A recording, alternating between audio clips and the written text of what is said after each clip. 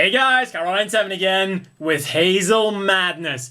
This time the 1/44 scale Highest Universal Century Hazel Custom from the Advance of Zeta series. So for the color scheme, despite getting a few of the Titans colors like the dark blue used on the chest and the bottom of the feet, and then the dark orange yellow on the leg thrusters, the chest fins and the V-fin, and then some more details on the back here, it's a very distinctively un-Titan-esque color scheme with a lot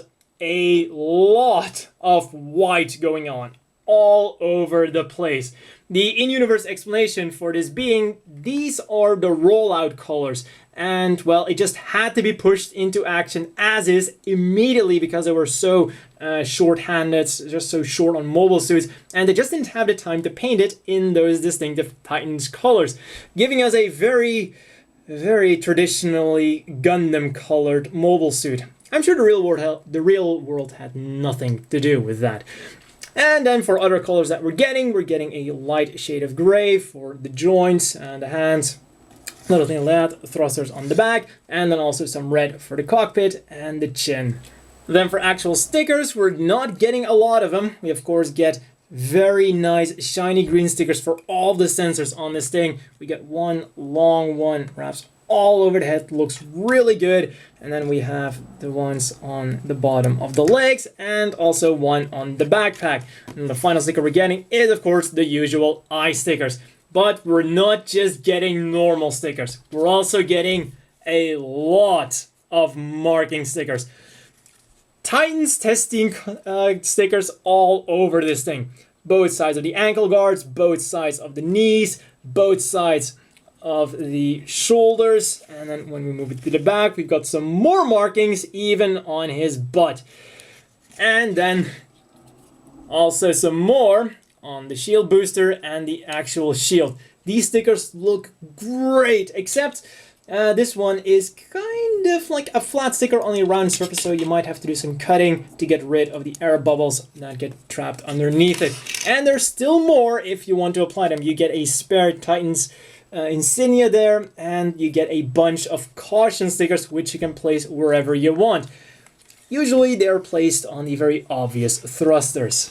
On to articulation. The head goes nicely up, nicely down, bit of chicken movement backwards and forwards, and rotates around all the way. You just got to be a little bit careful with these side-mounted shoulder things, but they don't really get that much in the way. The arms will rotate around all the way, go forward, not a lot, but still very nice for the time, go up about that far, and this is just on a hinge, so no upwards movement on that joint. Then we'll rotate around. You got to be a bit careful because this is plastic rubbing against plastic. Elbow bends at 2 joints. One of the first model kits to do that. Really good. Hands are on ball joints, will wiggle around, turn around, and do everything a ball joint does. The waist rotates around all the way.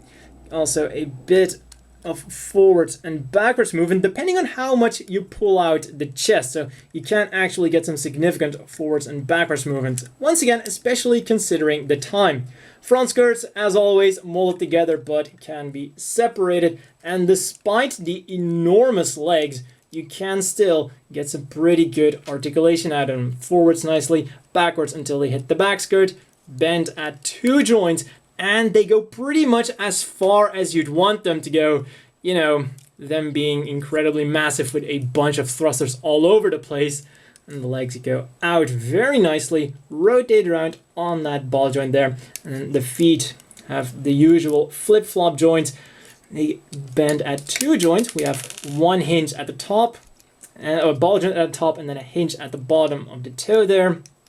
Backwards nicely, side to side on that ball joint, and we'll also rotate around on that same ball joint. Then the backpack has some mobility too. It's on a hinge, will go up and down nicely, and can also be pulled out to go even further forwards and backwards. So overall, this thing featured some rather impressive articulation, especially considering the time and how it's a rather bulky machine, especially in the leg department.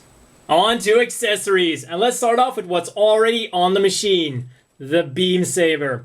comes with a very nice beam saber blade. Now, be, well, quote-unquote warned, however, this kit only comes with one beam saber blade. Most model kits have like the usual runner with 2 beam saber blades. This is actually molded onto one of the runners for the regular part, so only 1 beam saber blade, but we also only get 1 beam saber, so no real loss there. And then we get this very nicely detailed beam saber holding hand. It's not just a generic holding hand, it's really a dedicated holding hand for it, and it's very much looking like those, you know, combination hands with the hand and the beam saber molded together, where you had to painstakingly paint the hand gray and worry about getting paint all over the beam saber. Here, it's just looking really, really good. And this hand is also super solid, not coming apart at all, but I have noticed that it might be variable from kit to kit, because I have this same hand for my Jim Quell and it falls apart all the time. So just be warned that your mileage may vary from kit to kit. You may have to glue this thing, but as you saw, it's very easy to just remove the beam saber blade, the beam saber, put it back in there while it is glued, so that's really no issue. Then putting the beam saber away, if you want some ranged combat, the Hazel has you covered with its beam rifle. A quite unique design, having a much shorter barrel than the regular beam rifles, but other than that, it is your standard issue beam rifle. We have a movable stock and removable ammo clip. I always love it when model kits do this. And then it also comes with a dedicated trigger finger hand, and it's an absolute perfect fit. Now these hands look like the standard issue Federation hands you get with all the kits nowadays with a peg included, but these are actually their own standard hands, unique to the Hazel line. They also don't come with pegs or anything. It's just held in there purely by design, and it works perfectly. Also, this hand holds on to the beam rifle fantastically, but just as with the beam saber holding hand, your mileage may vary, because once again on my Jim Quell, the hands do tend to pop out, well, pop apart a lot easier than on this model kit, where they are super solid. So this one, absolutely no problems whatsoever. Of course, we have a beam rifle with a removable ammo clip. We get spare ammo packs. Now, the ammo packs are purposely built. This thing is the only one that's going to go onto the beam rifle itself. These are only designed to go onto the side skirts with their pegs. You simply click on there. Once again, super solid. And there we go. They are hollow, but as you can see, just looking at the model kit, you're not really going to notice that they're hollow. Unless you're like really carefully looking behind there, you're not going to notice it. And now it's time to add some speed to our Hazel with the shield booster. Now this thing can be mounted in a bunch of different ways, but the one thing that's always the same is how awesome this thing looks. First, you can simply mount it on the arm. The way you're not really supposed to do it, but the way you can do it, simply pop this out, this little peg here, and click it into the arm like that. And as you saw in the intro, this is actually the closest way to get to the box art. But the way the manual wants you to do it is to simply grab the shield brace. As you can see, you have here the universal shield connector. Pop down that peg. Simply get our shield connector on there, and then you can attach the shield booster.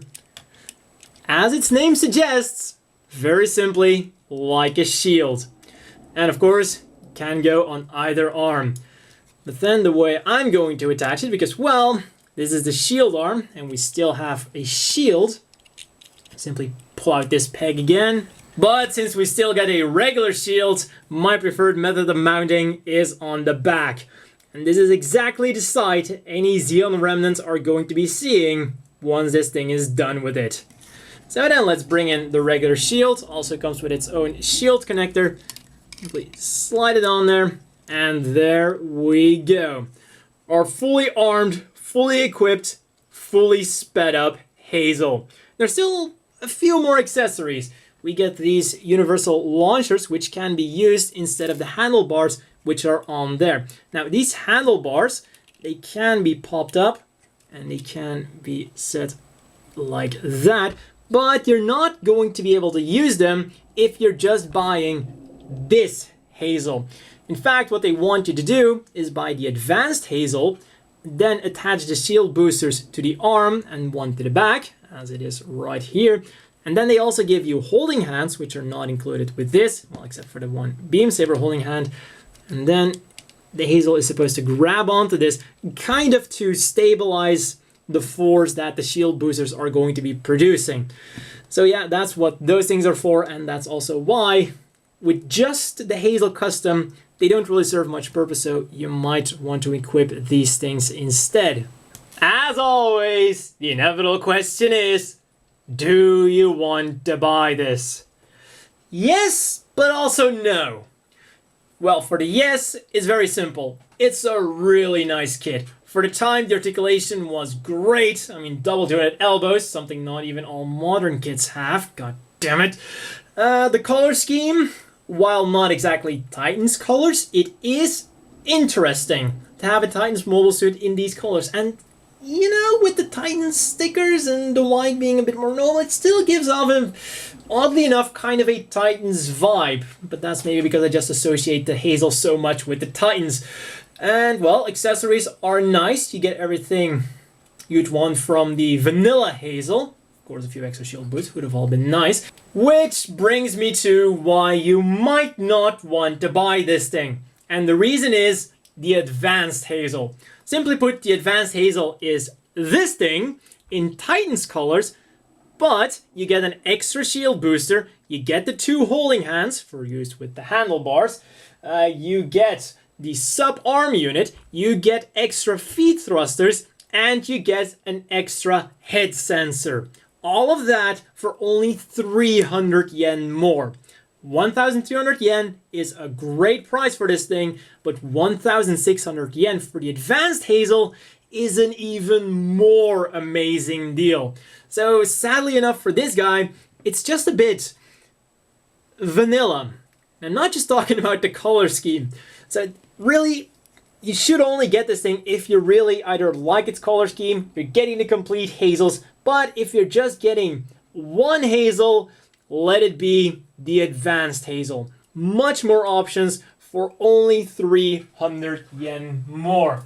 And I mean, if you're gonna buy some more things, you can really turn the advanced Hazel into quite a beast.